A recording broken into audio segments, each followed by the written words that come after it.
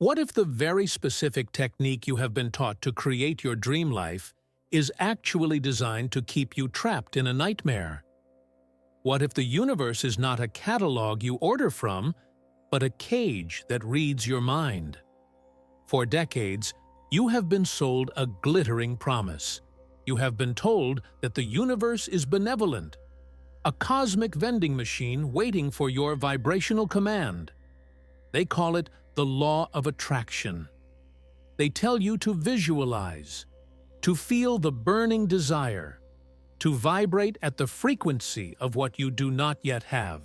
They tell you that if you want it bad enough, if you obsess over it with enough emotional intensity, it will be yours. But look around. Look at the millions of people vibrating in desperation, visualizing wealth while drowning in debt, manifesting love while sinking into loneliness. What if I told you that this is not a failure of technique, but a success of the system? What if the law of attraction is not a secret key to freedom, but a very sophisticated harvesting mechanism? You need to understand something that the modern spiritual marketplace is terrified to admit. This reality, this holographic projection we call the material world, is not designed for your happiness. It is designed for your extraction. There are forces, unseen entities described in the ancient Nag Hammadi library, who do not possess the divine spark that burns within you. The Gnostics called them Archons. They are the rulers of this construct, the architects of the matrix. And unlike you, they cannot generate their own light. They cannot generate their own life force. They need food, and their food is not physical matter. Their food is energy. Specifically, the energy born of intense human emotion, fear, anxiety, longing, and the agonizing friction between where you are and where you desperately want to be. When you sit there, closing your eyes, visualizing that mansion, that partner, that bank account, pushing your emotions to a peak of magnitude. Wanting, you are not sending a signal to a loving universe. You are ringing the dinner bell. You are generating a specific frequency of dissatisfaction that acts as a banquet for the Demiurge. The system was never designed to give you what you want. It was designed to keep you wanting forever, because a satisfied soul creates no friction. A satisfied soul generates no loosh, but a soul that is constantly chasing, constantly hungry, constantly projecting its power into a future that never arrives. That is an eternal battery. They never wanted you to know that your desire is the very chain that binds you. They sold you the trap as the key. But today, we stop feeding them.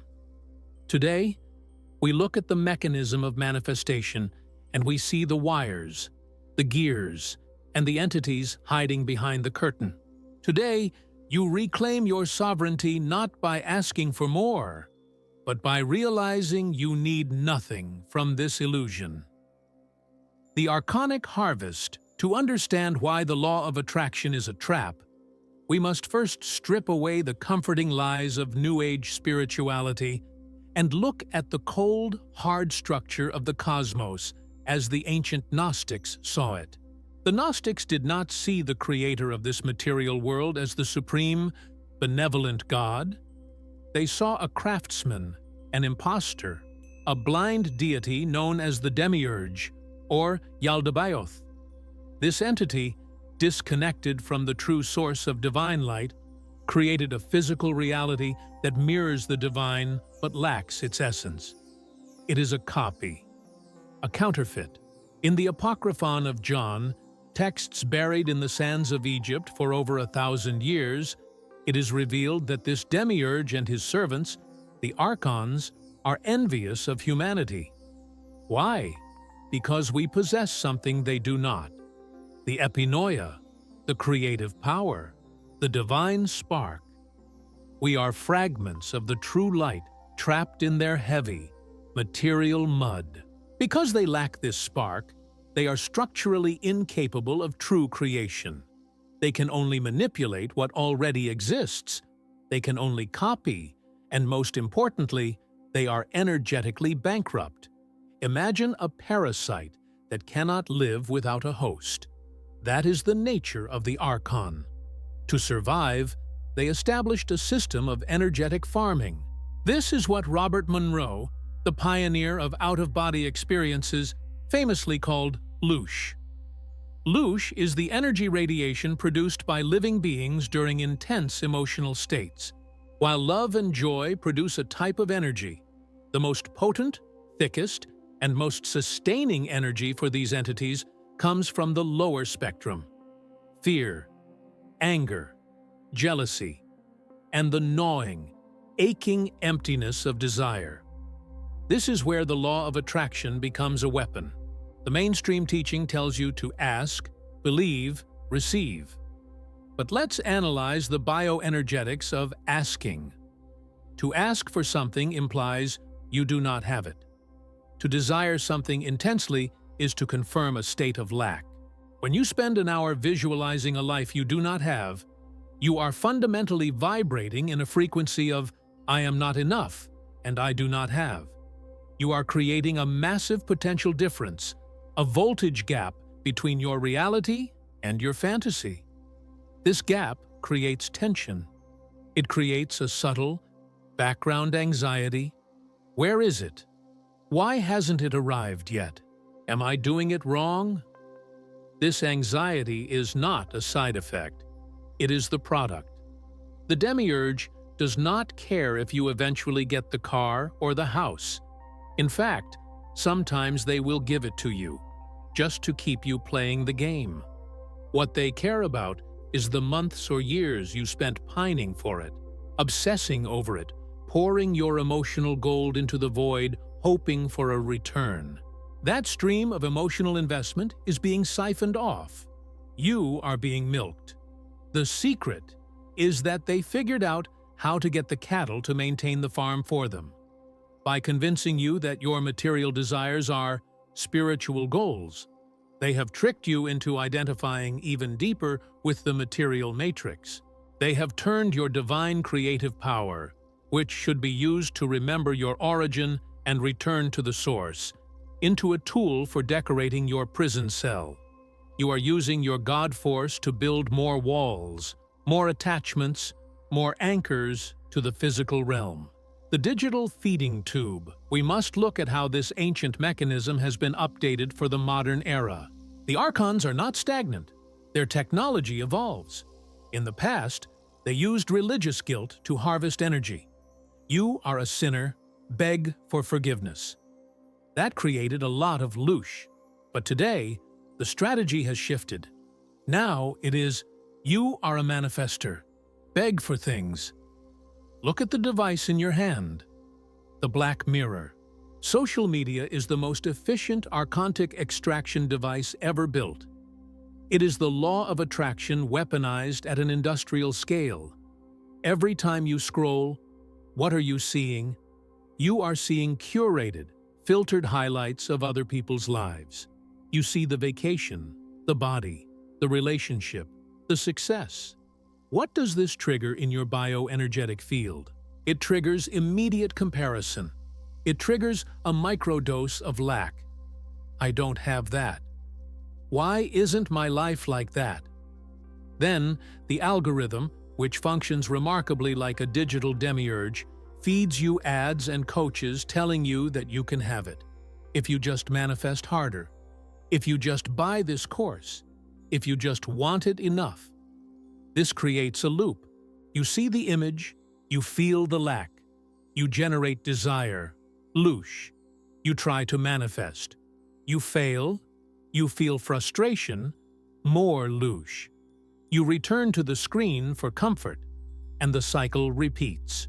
Millions of souls, plugged into a digital hive mind, simultaneously broadcasting a signal of "I want." Can you imagine the feast this provides for entities that feed on dissatisfaction? This constant projection into the future, this "when I get this, I will be happy" porn mentality, severs your connection to the now. The Gnostics taught that the kingdom of light is inside you, here and now. But the law of attraction tricks you into placing your power outside of yourself, into a future time that does not exist, attached to a material object that has no soul. It keeps you chasing a holographic carrot on a stick. Consider the counterfeit spirit mentioned in the Gnostic texts. This is an artificial overlay attached to your soul, influencing your desires and pulling you toward matter. When you say, "I want a new car," who is speaking? Is it your eternal spirit, which is complete, infinite, and needs nothing? Or is it the counterfeit spirit, the ego construct, responding to programming? Most of what you think you want is not your desire. It is a planted thought, a seed dropped by the Archons to grow a harvest of anxiety. Pause for a moment. Right now, take a deep breath. I want you to think of the one thing you have been trying to manifest most desperately. The thing that keeps you up at night. Visualize it. Now, instead of feeling the joy of having it, I want you to notice the physical sensation in your body when you realize you don't have it yet. Feel that tightness in your chest, that heaviness in your stomach, that restless energy in your legs. That is the dinner bell. That is the energy leaving your body. That is the tax you are paying to the wardens of this prison. The illusion of scarcity.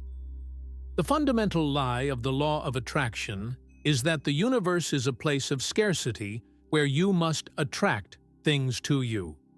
This implies separation. It implies that you are here and the good stuff is over there, and you need to use a magnet to pull it in. This reinforces the illusion of separation, which is the cornerstone of the Demiurge's reality. True gnosis, knowledge, reveals that you are not separate from the source. You are a fractal of the totality. You already are everything. You cannot attract what you already are. The very act of trying to attract implies you do not believe you are it. It is a metaphysical contradiction. When you operate from the law of attraction, you are validating the reality of the matrix.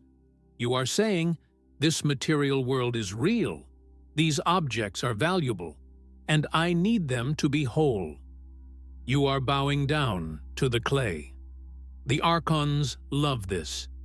They love when a divine being forgets its divinity and begs for scraps of matter. It validates their existence. It makes the illusion stronger. The system is rigged to ensure that even if you get what you want, the satisfaction is fleeting. The hedonic treadmill is a psychological term, but it is also a spiritual containment strategy. You get the house, and for a month, you are happy. Then the emptiness returns. The Loosh production resumes. You need a bigger house, a better car. The goalpost always moves. This is not accidental. It is engineered obsolescence of the soul's satisfaction. By keeping you in this state of perpetual chasing, they ensure you never have the stillness required to look inward and find the exit. If you are busy manifesting a parking spot, you are not manifesting your escape from the cycle of reincarnation. If you are busy visualizing a promotion, you are not visualizing the destruction of the archontic control grid. They distract you with trinkets while they steal your life force. The sovereignty of 0 point. So, what is the alternative? If we don't manifest, do we just suffer in poverty and silence? No. That is the binary trap they want you to believe. The alternative is not poverty. It is sovereignty. It is shifting from the frequency of wanting to the frequency of being. We need to discuss a technology of the soul that the Gnostics hinted at, a state of internal completeness that renders the Archons powerless. It is the practice of indifference to matter, not hatred of matter, which is just another form of attachment, but true, neutral indifference. When you look at a luxury car and you look at a rock, and you feel the exact same level of emotional craving for both, which is zero. You become invisible to the Archons. You have no hooks for them to grab. You produce no Loosh. You become a glitch in the matrix. This is the state of the immovable race spoken of in the texts, the ones who stand firm, the ones who cannot be swayed by the promise of reward or the threat of punishment. When you stop desiring the simulation loses its hold on you. And ironically, paradoxically, it is often in this state of total detachment that the universe begins to bend around you, not because you attracted it, but because you are no longer resisting your own nature as a creator. But by then, you won't care if the things arrive or not. That is the key. You must reach the point where you genuinely do not care. The fast of desire. We must move from theory to tactical application.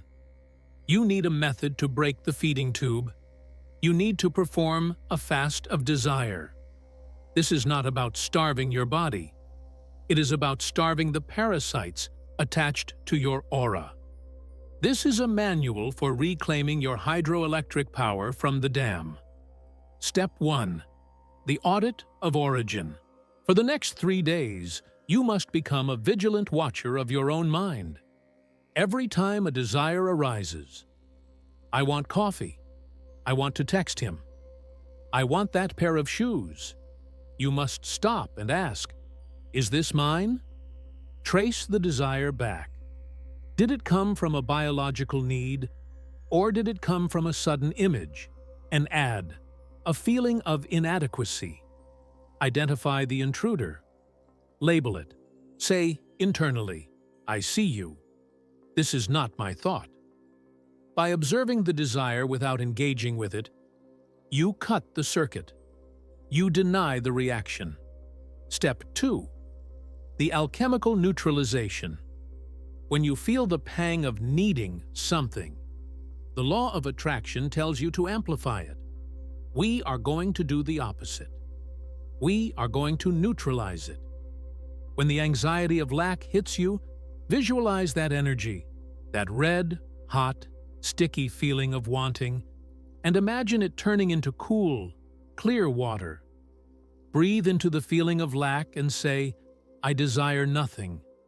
I am complete. I am the source. Do not fight the feeling, transmute it. Turn the burning heat of desire into the cool ice of indifference. Feel the cords that connect your solar plexus to the object of your desire, and visualize yourself unplugging them. Watch the energy snap back into your own body. Reclaim it. Do not send it out. Keep your power inside your own vessel. Step 3. The reality overlay. Instead of visualizing a material future, visualize your energetic sovereignty. Every morning, before you touch your phone, spend 5 minutes visualizing a sphere of impenetrable white light around you. Declare your boundaries. I do not consent to be harvested. I revoke all agreements made with the Demiurge, conscious or unconscious. I am a sovereign spirit. My energy is my own. This is not a plea. It is a command. In Gnosticism, knowing your rank is everything. You outrank the Archons. You have the spark. They do not. When you command from a place of stillness, reality obeys. But it only works if you are not begging. This practice requires discipline. It is harder than manifesting because it requires you to face the void inside you without trying to fill it with toys. It requires you to sit in the silence until the silence becomes power. The Archons will fight back. When you start this fast, your cravings will increase. The algorithm will show you exactly what you want. Obstacles will appear.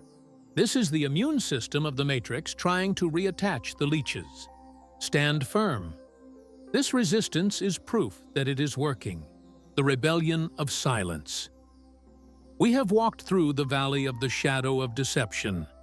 We have seen how the glittering promise of the law of attraction is nothing more than a bait-and-switch operation run by cosmic parasites. We have peeled back the skin of reality to see the machinery of extraction underneath. The journey from paranoia to sovereignty is not an easy one. It demands that you kill the part of yourself that loves the cage. It demands that you look at the shiny things of this world and see them for what they are, stage props. But the reward is something no amount of money can buy. The reward is freedom, real freedom. The freedom of a mind that cannot be manipulated. The freedom of a heart that is a generator, not a battery. The freedom of a soul that knows it is just visiting this place and refuses to pay rent to the jailer. You have a choice to make. You can go back to sleep. You can go back to your vision boards and your affirmations, begging a blind God for favors, feeding your life force into a bottomless pit of desire. Or you can choose to remember. You can choose to cut the cords. You can choose to stand in the center of the storm, wanting nothing, needing nothing, and in that absolute zero point, find the power that created the stars. Will you continue to be a meal for the Archons? Or will you become the one thing they fear most? A human being who is fully awake. The rebellion does not start in the streets. It starts in your silence. It starts when you look at the world and say, I am enough. Share your reflections in the comments below. Tell me, what is one desire you are ready to unplug from today? Declare your sovereignty in the public record. Let the algorithm see that we are waking up. If this transmission resonated with your spark, leave a like and subscribe to join the few who are daring to see the truth. We are building an outpost of memory in a world of amnesia. You are powerful beyond measure, but only when you stop giving your power away. Remember,